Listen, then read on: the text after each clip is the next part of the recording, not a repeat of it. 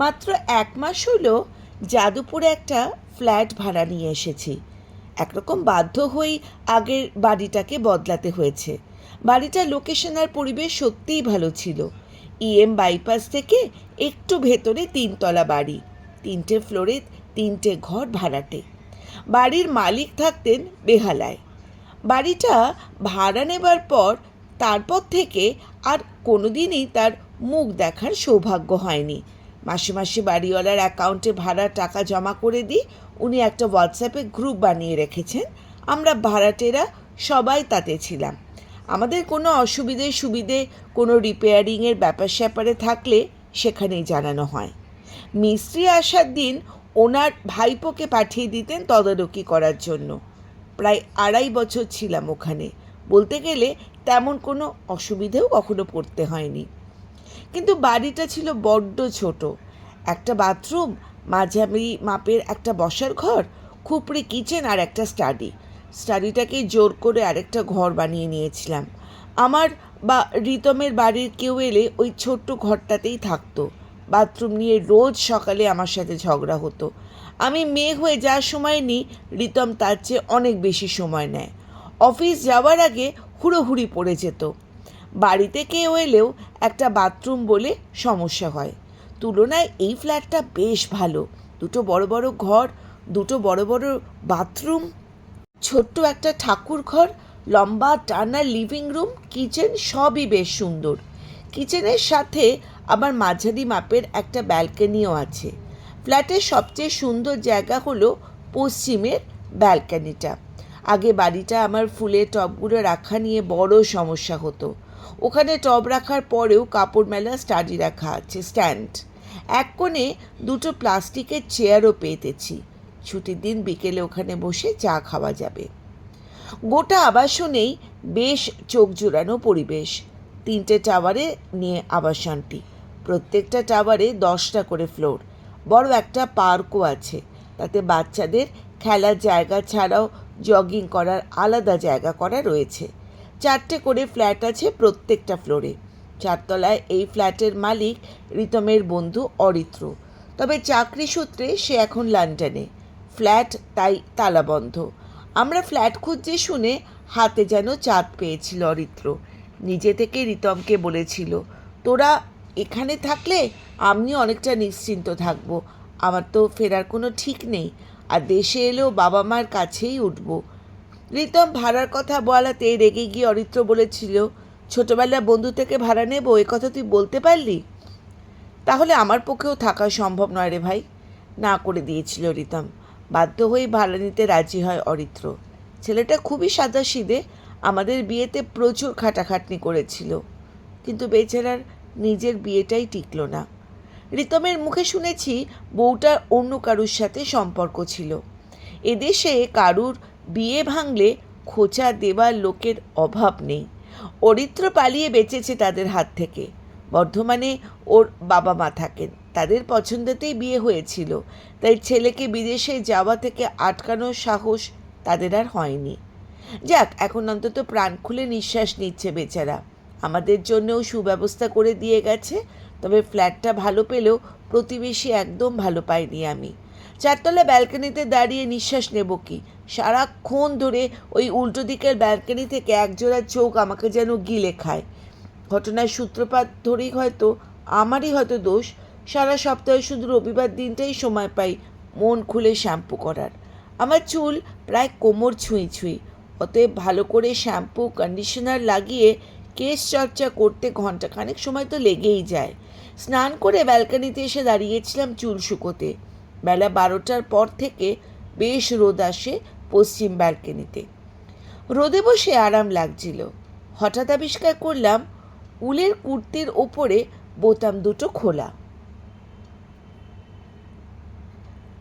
নমস্কার, গল্প সঙ্গে চায়ের আড্ডায় আমি ইন্দ্রাণী। আজকের গল্প বিশ্বাস।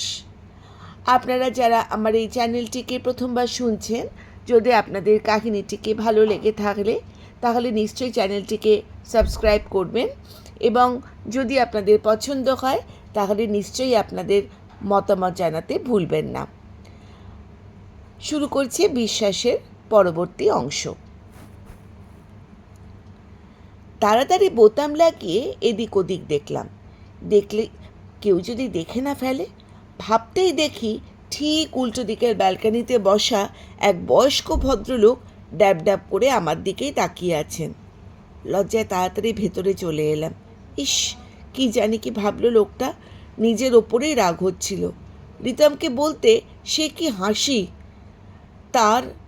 আহ, যা সালা, দেখলো একটা বুড়ো। ইয়ার কি করো না তো, ভদ্রলোক কি ভাবলেন কে জানে। কি আর ভাববে, আমার ভাগ্যকে একটু হিংসা করলো। এত সেক্সি বউ কজন পায় বলো? কি যা তা বলছো? বয়স্ক লোককে নিয়ে রসিকতা করো না। আরে বুড়োদের একটু রস বেশি। দাঁড়াও, দেখে তো আসি একবার বদনটা। কৌতূহলবশত ব্যালকানিতে বেরোলো রিতম। ফিরে এলো মুখে ছদ্ম হতাশা নিয়ে। তোমার বুড়ো প্রেমিক নন মানে? তুমি ঘরে চলে এলে, তাই উনিও ভেতরে চলে গেছেন। ব্যাড লাক আমার। কি যে বলো না, ধ্যাত। কাজে ব্যস্ত হয়ে যেতে ঘটনাটা আর মনেই ছিল না। কিন্তু পরের রবিবার আবার দেখলাম উনি যথারীতি আমাদের ব্যালকনির দিকে তাকিয়েই বসে আছেন। শুধু রবিবারই নয়, রোজ অফিসে যাওয়ার আগে নাইটি তোয়ালে মেলতে ব্যালকনিতে যাই, তখনও সেই একই দৃশ্য। চা খেতে খেতে এইদিকেই তাকিয়ে থাকেন উনি। ওনাদের ব্যালকনিতে উনি বসতেই পারেন, কিন্তু এইভাবে লোকের বাড়ির দিকে তাকিয়ে থাকাটার মানেটা কি? কয়েকদিন ইচ্ছে করে লোকটার মুখের ওপর দরাম করে দরজা বন্ধ করে দিলাম। জানলার পর্দা টেনে দিলাম, যাতে যদি তার লজ্জাটা একটু কিছু জাগে। পরের দিন আবার সেই একইভাবে বসে আছেন। দৃষ্টিটা এতটাই অস্বস্তিকর, মনে হয় যেন চোখ দিয়ে উনি আমার সারা শরীর লেখন করছেন।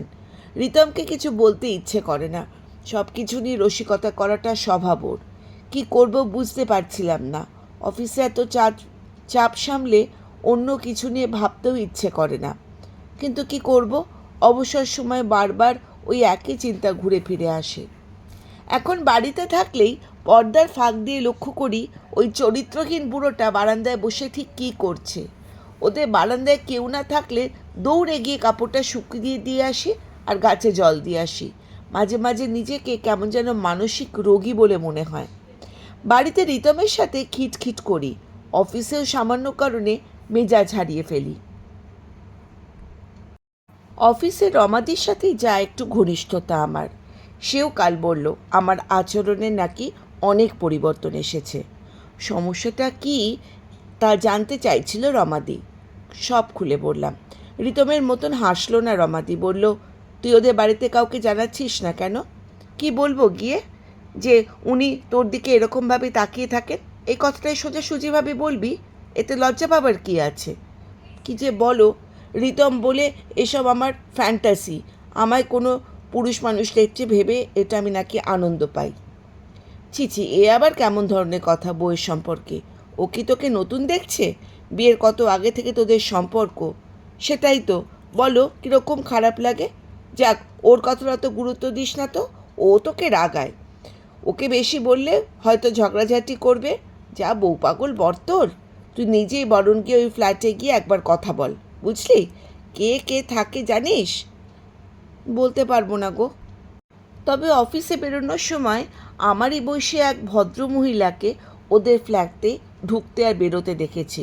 লোকটার মেয়ে হয়তো, বা ছেলের বউ। ছেলের বউ হলেই ভালো, তোর কথা শুনবে। মেয়ে হলে খুব একটা পাত্তা দেবে না। দেখি যাবো তাহলে এই রবিবার। হ্যাঁ, শুভস্য শীঘ্রম।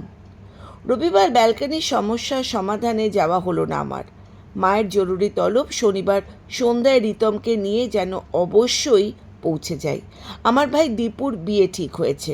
রবিবার ভাইয়ের হবু শ্বশুর শাশুড়ি আর শালিকাকে লাঞ্চের নিমন্ত্রণ করেছেন বাবা। রিতম বেশ কিছু কাজের পেন্ডিংও ছিল। সে জানিয়ে দিল তার পক্ষে যাওয়া একেবারেই সম্ভব নয়। খুব চেষ্টা করবে, তাও বলতে পারছে না। তাই রবিবার দুপুরে পৌঁছতে না হলে অবশ্যই আমাকে পৌঁছতে হবে। আজ খুব ভোরে উঠে ভাত, 2 রকম তরকারি আর মাছ বানিয়ে ঠান্ডা করে ফ্রিজে রেখে এসেছি। আশা করি কাল দুপুর অবধিও আরামসে চলে যাবে। শুধু ব্রেকফাস্টটা নিয়ে চিন্তা। তবে সুইগি আছে, রিতম ঠিক অর্ডার করে নেবে। নেহাতি যদি ভুলে যায় তাহলে আমিই অর্ডার করে দেব। রিতমকে সব বুঝিয়ে দিয়ে অফিসের জন্য বেরিয়ে পড়লাম। ওখান থেকেই বাড়িতে চলে যাব। আমি বেরোনোর প্রায় আধ ঘন্টা পর ওর গাড়ি আসে। সন্ধেবেলা অফিস থেকে বেরোনোর সময় খেয়াল হলো মায়ের জন্য একটা ফ্লাস্ক কিনেছিলাম, সেটা তো নিয়ে আসা হয়নি। শীতে বারবার চা খায় মা, তাই বেশ বড় দেখে ফ্লাস্কটা কিনেছিলাম। ভেবেছিলাম গতকাল রাত্রেই আলমারি থেকে বের করে ডাইনিং টেবিলে রেখে দেবো, এক্কেবারে ভুলে গেছি। যাকে ফ্ল্যাট বেরোলেই বাড়িতেই যেতে হবে। ক্যাবওয়ালাকে বলবো না হয় 5 মিনিট একটু ওয়েট করতে। ফ্ল্যাটের সামনে পৌঁছে ব্যাগ থেকে চাবি বার করলাম। আমাদের দুজনের ফেরার সময় ঠিক থাকে না বলে দুজনেই সবসময় চাবিটা সঙ্গে রাখি। চাবি ঘুরিয়ে ফ্ল্যাট ঢুকতেই যেন শক খেলাম। কড়া কফির গন্ধে মোমো করছে ঘর। রিতম এসে গেছে অফিস থেকে, বারমুডা টি শার্ট পরে সোফায় বসা। শুধু সে একা নয়, সঙ্গে একটা মেয়েও আছে। আমাকে দেখে রিতম যেন চমকে উঠল। তুমি তোমার তো ও বাড়িতে যাওয়ার কথা ছিল। বিস্ময়ে শব্দ ফুটছিল না আমার মুখে। আমার অনুপস্থিতিতে বাড়িতে একটা মেয়েকে নিয়ে এসেছে রিতম। কতদিন ধরে ঠকাচ্ছ আমাকে? আরে আমি পাগল, অন্ধের মতন ওকে ভরসা করি? আমাকে চুপ করে থাকতে দেখে রিতম উঠে এলো। মেয়েটার দিকে তাকিয়ে বলল, ও রিয়া দত্ত, আমার কলিগ। আর রিয়া ইনি হলেন আমার সহধর্মিণী মিসেস লেখন সিনহা। মেয়েটার দিকে তাকাতে ইচ্ছে করছিল না আমার। রিতমের দিকে ফিরে বললাম, আমি একটু ওয়াশরুম থেকে ঘুরে আসছি। আমি ঘরে আসতেই পেছন পেছন চলে আসছে রিতম। ওভাবে চলে এলে? কিভাবে? তুমি জানো আমি কি বলতে চাইছি? দেখো, যা ভাবছো তা কিন্তু নয়। ওর হাজব্যান্ড হসপিটালে ভর্তি, এনজিওপ্লাস্ট হয়েছে। কাল সারা রাত হসপিটালে জাগার পর আজও অফিসে এসেছিল। এখান থেকে আবার হসপিটালেই ফিরে যাবে। খুব ক্লান্ত দেখাচ্ছিল মেয়েটাকে, তাই বললাম আমার ফ্ল্যাট তো কাছেই, তুমি একটু ফ্রেশ হয়ে নিতে পারো। ভালো তো ওর হাজব্যান্ড হসপিটালে, তোমার বউ বাপের বাড়িতে, এটাই তো সুযোগ। I am really very sorry তোমাদের ডিস্টার্ব করলাম গো। কি যা তা বলছো? ঠিক বলছি, ইচ্ছে করছে ঘাড়ে ধাক্কা দিয়ে নোংরা মেয়ে মানুষটাকে বাড়ি থেকে বার করে দিই, কিন্তু আমার রুচিতে বাঁধে। প্লিজ লেখা, এত জোরে বলো না, ও শুনতে পাবে। শুনুক। এক্সট্রা ম্যারিটাল অ্যাফেয়ার চালাচ্ছে, তাদের আবার লজ্জা। হ্যাঁ, ছি লেখা, এত ছোট মন তোমার। ও যদি মেয়ে না হয়ে ছেলে হতো তাহলে সব বলতে পারতে। ছেলে হলে এত দরদ কি দেখাতে তুমি? রিতম আর কিছু বলার সুযোগ না দিয়ে বাথরুমে ঢুকে গেলাম। ভালো করে চোখে মুখে জল দিয়ে বেরিয়ে দেখলাম রিতম তখনও দাঁড়িয়ে রয়েছে আমার জন্য। ঘটাং করে আলমারিটা খুলে মায়ের ফ্লাস্কটা কিনে বার করলাম। ঘর থেকে বেরিয়ে আসার সময় রিতমকে বললাম, তুমি কিন্তু ভুল বুঝছো রেখা, প্লিজ কিছু একটা কথা শোনো। তীক্ষ্ণ দৃষ্টিতে দেখলাম ওর দিকে। এতদিন ভুলই করেছিলাম, কিন্তু আর নয়। লিভিং রুম পেরিয়ে আসার সময় মেয়েটার দিকে ফিরেও তাকালাম না। বাড়ি পৌঁছতে প্রায় 9:30 বেজে গেল। বাবা সব সময় আমাকে নিয়ে অতিরিক্ত চিন্তা করে। রাস্তায় দাঁড়িয়েছিল আমার জন্য, ক্যাব থেকে নামতেই এগিয়ে এসেছে। কিরে এত দেরি? কতবার বলেছি বেশি রাত হলে একা চলাফেরা করবি না, রিতমকে না হয় সাথে নিয়ে কালকে আসতিস। এই মুহূর্তে নামটা আমার সারা গায়ে যেন হুল ফোটাচ্ছে। বাবাকে থামালাম। বাবা, একা চলার অভ্যেস আমার আছে। আচ্ছা আচ্ছা ঠিক আছে, চল চল, তোর মা অপেক্ষা করছে কখন থেকে। চলো। অনেক দিন পর রাতে খেতে বসেছি সবাই মিলে। লুচি, মাংস, পায়েস রান্না করেছে মা। সব আমার ফেভারিট, তবুও খেতে পারছিলাম না। ভাই যথারীতি খেতে বসে আমার পেছনে লেগেছে। বেশি খাস না দিদি, দিন দিন যা চেহারা করছিস, পুরো গোল গাপ্পা। চুপ কর তো, মেয়েটাকে একটু খেতে দে শান্তিতে। ওখানে একা একা কী যে খায় আর বানায়। হ্যাঁ, সে তো চেহারা দেখলেই বোঝা যাচ্ছে। আবার টিপ্পনি কাটলো দীপু। তুই ওর কথা কান দিস না তো, তুই খা। তোর পছন্দের নড়ের গুড়ের পায়েসও বানিয়েছি, একবার খেয়ে দেখ না মা, কেমন হয়েছে বল তো। বাবা এতক্ষণ চুপ করে দেখছিল আমায় বলল, কি ব্যাপার তো বল তো, তখন থেকে দেখছি একটা লুচি নিয়ে ঘুরছিস, খিদে নেই নাকি? নিঘাত বাড়ি থেকে সাঁটিয়ে এসেছিস? অন্য সময় হলে দীপুর সাথে মারপিট লেগে যেত। বাবার দিকে তাকিয়ে বললাম, অফিসে একজনের জন্মদিন ছিল, তাই খেয়ে এসেছি বিকেলে। দীপু আবার কিছু বলতে যাচ্ছিল, বাইরে ঘরে ফোন বেজে উঠল। উঠে গেল ফোন ধরতে, চটপট ফিরেও এলো। আমার দিকে তাকিয়ে চোখ টিপে বলল, কার ফোন বলতো? কি করে জানবো? গেস কর। ইচ্ছে করছিল না গেস টেস করতে, তবু ভাইকে খুশি করার জন্য বললাম, তোর হিরোইনের বুঝি? তখন বলল, ফেল করে গেলি তো, তোর হিরোর ফোন এসেছিল। আমার আবার হিরোকে? বাবা, কজন হিরো তোর? রিতমদা ফোন করেছিল। ও, কি জিজ্ঞাসা করছিল সেটা বল দেখি। দীপু, তখন থেকে কেন বিরক্ত করছিস ওকে? কি বলছিল রিতম? তোমার মেয়ে তো এসেই খেতে বসে গেছে, আর সে বেচারা ভাবনায় মরছে বউ ঠিক মতো পৌঁছলো কি না। রিতম না আসার দুঃখ ভুলে খুশিতে ঝলমল মায়ের মুখ। বলল, ছেলেটা সত্যিই খুব কেয়ারিং। মনে হচ্ছিল মাকে জড়িয়ে হালকা কেঁদে একটু হালকা হই, কিন্তু ওদের সুখের মুহূর্তটা আমি ভেঙে চুরমার করতে চাইলাম না। আমার এই বাড়িতে আমার ফেলে আসা ঘরটা একই রকমভাবে রেখে দিয়েছে বাবা। কাউকে এ ঘরে থাকতেও দেয় না। সপ্তাহে একবার আমার আলমারি, বইয়ের তাক, পুতুলের বাক্স সব নিজেরা হাতে ধুলো ঝেড়ে পরিষ্কার করে রাখে। ঘরে ঢুকে আমার শৈশবের গন্ধটা পাচ্ছিলাম। কত যে সোনালি কুচি ছড়ানো সেসব দিনে। এত যন্ত্রণা, বিশ্বাসভঙ্গ, জটিলতা কোথাও তো ছিল না। আবার এখানে ফিরে এলে কি জীবনটা আগের মতন হয়ে যাবে, নাকি জটিলতা আরও বাড়বে? বাড়িতে কিভাবে বলবো এসব? কি ভাবছিস রে? দীপুর গলায় চমকে উঠলাম। কি আবার ভাববো? ওভাবে জানলার কাছে দাঁড়িয়ে রয়েছিস কেন? আসার পর থেকে দেখছি তুই একটু অন্যমনস্ক। এই, রিতমদার সাথে কিছু হয়েছে? রিতমদার সাথে আবার কি হবে? কিছুই হয়নি, সত্যি করে বল। না রে বাবা, কিছু হয়নি। তুই তোর বইয়ের ছবিটা দেখালি না? ও তোকে আমি হোয়াটসঅ্যাপে পাঠিয়ে দেবো খন, তুই পরে দেখে নিস। ঠিক আছে, পাঠাস। দীপুর গালটা ছোটোবেলার মতো করে টিপে দিয়ে বললাম, লাখ কি রে, কোটি টাকার তুই ভাই আমার। দীপু চলে যেতে যেতে চুপ করে বসেছিলাম। বাড়ির এই পরিস্থিতিতে আমার এই ব্যাপারটাকে একদমই বলা যাবে না। সব জানাজানি হলে দীপুর শ্বশুর বাড়িতে বাবা মুখ দেখাতে পারবে না। না, এই বাড়িতে নয়, অন্যত্র কোথাও একটা ব্যবস্থা করতে হবে আমাকে। আপাতত ওই ফ্ল্যাটে ওঠা ছাড়া উপায় নেই। দীপুর বিয়েটা মিটলে না হয় সেপারেশন নিয়ে কথা বলা যাবে। রিতম কথা দিয়েছিল আমাকে নিতে আসবে, সেটা রেখেওছে। জামাইকে স্বাদ মিটিয়ে রাতের খাওয়া খাইয়েছে মা। বারবার অনুরোধ করেছে পরের প্রত্যেকটা অনুষ্ঠানে যেন রিতম উপস্থিত থাকে। বাড়িতে ফিরে নিজে জামা কাপড় গুছিয়ে গেস্ট রুমে চলে এসেছি। রিতম বলেছিল অবশ্য ওই ঘরে না যেতে, আমি কানেই তুলিনি ওর কথা। ওর সাথে কথা বলা ছাড়া বাকি সব দায়িত্ব পালন করছি। সোমবার অফিস থেকে ফিরে ওকে বললাম, কিছু কথা আছে তোমার সাথে। বলো। দীপুর বিয়ের ডেটটা তো জানো নিশ্চয়ই? হ্যাঁ, বলেছে তোমার বাবা। ও, কেন, কি হয়েছে? আমি বাড়িতে এখনও কিছু জানাইনি। কি ব্যাপারে? তুমি জানো না আমি কি ব্যাপারে বলছি তোমাকে কথাগুলো? ও, তা জানিয়ে দাও, দেরি করছো কেন? এখন জানালে কি সুবিধে অসুবিধা হবে তুমি নিশ্চয়ই জানো। আমি চাই সবাই এটাই জানুক যে আমার ভাইয়ের বিয়েটা ঠিকঠাকভাবে নিশ্চিন্ত মনে হয়ে গেছে। আমার যা বলার ছিল বলা হয়ে গেছে, এবার তুমি যা ভালো বুঝবে করো। দাঁড়াও লেখা, সেদিন থেকে অকারণে তুমি আমাকে দোষারোপ করে যাচ্ছ, আর কতবার বোঝালে তুমি বুঝবে তোমার ধারণাটা ভুল। আমি অন্ধ নই রিতম। ফাঁকা বাড়িতে ওই মেয়েটাকে নিয়ে তুমি নোংরামি করছিলে, আর তুমি আমাকে অবুঝ বলছো? মুখ ঘুরিয়ে চলে যাচ্ছিলাম, এমন সময় রিতম পথ আটকালো, দু কাঁধ চেপে ধরেছে আমার। কেন আমার সাথে তুমি এরকম করছো? ব্যথায় কাতর হয়ে বললাম, লাগছে রিতম, ছাড়ো। আমার কথায় কান দিল না রিতম, সজোরে বুকে চেপে ধরেছে আমায়।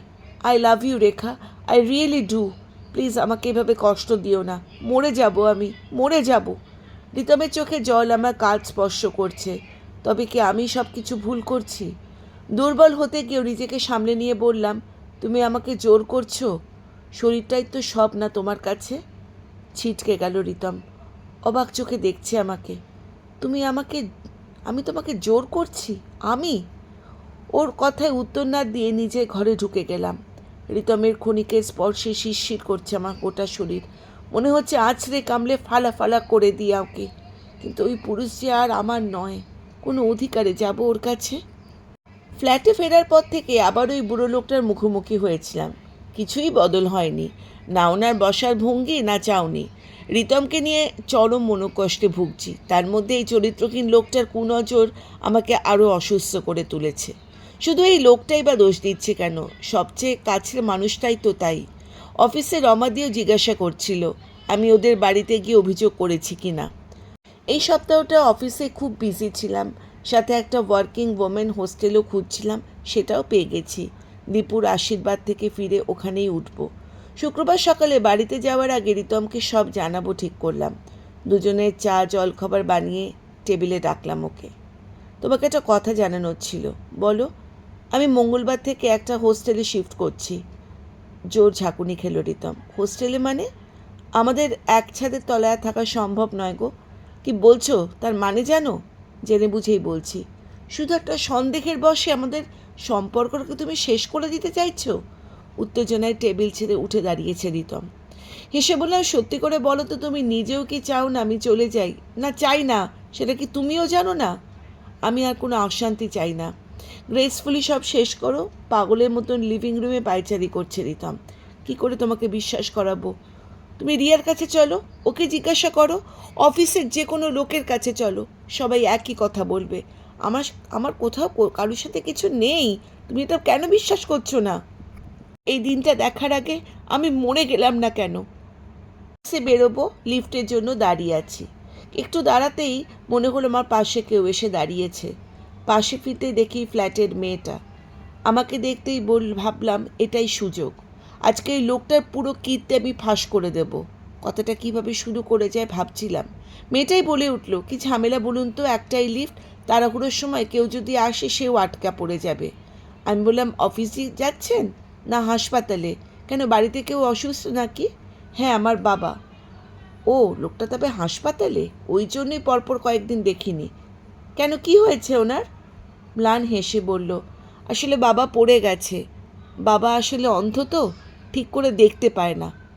কথাটা শুনতেই আমার ভেতরে মধ্যে যেন একটা বিদ্যুৎ চমকে গেল। মানে উনি যে ব্যালকনিতে বসে তাকিয়ে থাকতেন, তার মানে উনি আমার দিকে তাকাতেন না? উনি দেখতে পান না কিছু? আমার আমার সন্নিধ ফিরল ভদ্রমহিলার আবার কথাতে। আসলে বাবাকে ওই ব্যালকনিতে বসিয়ে দিতাম বাবা একটু পাখির আর বাইরের হাওয়া খাওয়ানোর জন্য। বাবার ওই পাখির আওয়াজ খুব ভালো লাগতো। বাবা তো সারাদিন ধরে অন্ধকার জগতেই থাকে। এখন যাচ্ছি হাসপাতালে দেখতে। আমার পুরো পুরো জগৎটা যেন এদিক থেকে ওদিক হয়ে গেল। আমার মাথাটা কীরকম টলে গেল সঙ্গে সঙ্গে। পরক্ষণেই ভাবলাম, আমি যে অহেতুক আজকে সন্দেহ করেছি লোকটার ওপর, এরও অহেতুক সন্দেহ আমি আমি আমার স্বামীর ওপর করছি না তো? হয়তো সত্যিই কিছু হয়নি, হয়তো পুরোটাই আমার একটা ভ্রম। আমি আজকে ভুলবশত ওকে হয়তো মিথ্যে ভাবছি। না, এটা আমি হয়তো বিশাল ভুল করছি। একটা হাতে নিয়ে প্রায় দূর ছুটে বেরিয়ে এলাম ফ্ল্যাট থেকে। যত তাড়াতাড়ি সম্ভব রিতমের কাছে পৌঁছতে হবে। কটা দিন বড্ড দুঃখ কষ্ট দিয়েছি ওকে। আজ সুদে আসলে সব পুষিয়ে দেব। সুধীর বাবুও ফিরে আসুক তাড়াতাড়ি। ওর কাছেও যে আমার ক্ষমা চাওয়ার আছে। বিশ্বাস গল্পটি এখানেই সমাপ্ত হলো। কেমন লাগলো নিশ্চয়ই জানাবেন। আর দরকার পড়লে আপনারা প্লিজ এটাকে চ্যানেলটিকে লাইক, হাইপ, শেয়ার করবেন। ধন্যবাদ।